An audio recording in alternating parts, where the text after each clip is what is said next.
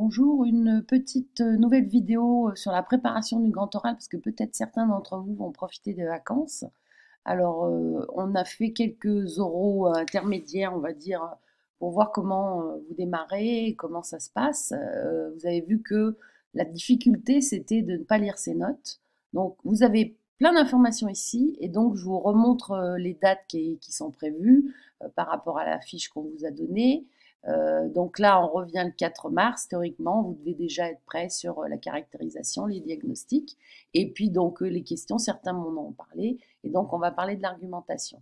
Après, vous avez beaucoup de choses aussi sur le mur collaboratif que vous pouvez retrouver. Donc, comment ça se passe. Et donc, moi, j'essaie pour l'instant de vous préparer quelque chose. Donc, j'ai choisi une entreprise qui est locale, qui s'appelle Schneider Electric. Et donc, ce qui est intéressant, c'est que plus vous irez chercher des informations, plus vous serez au courant de ce qui se passe pour cette entreprise, comment elle est, comment... Vous voyez, je pense, par exemple, je regarde la Indeed, ambiance plutôt agréable, un manager qui prend le temps de parler avec tous les employés, de les mettre dans les meilleures conditions. Donc, plus vous en saurez sur l'entreprise et plus ça sera facile pour vous. Donc, vous avez forcément un site de l'entreprise avec des rapports, une histoire.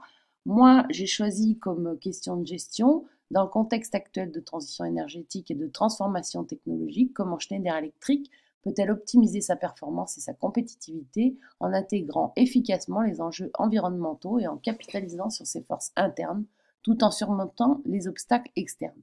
Donc c'est une question assez difficile. Donc après, eh bien, j'ai fait des recherches sur les caractéristiques de Schneider.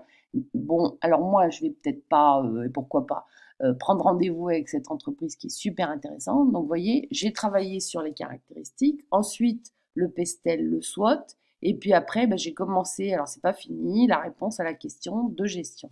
Voilà.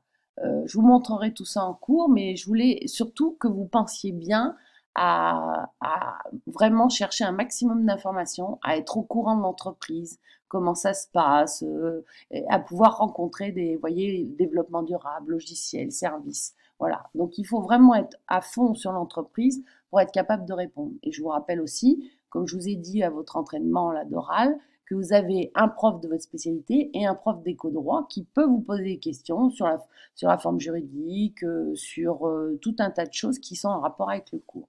Voilà. J'espère que ça vous sera un peu utile. Je vous souhaite bon courage et puis à très bientôt.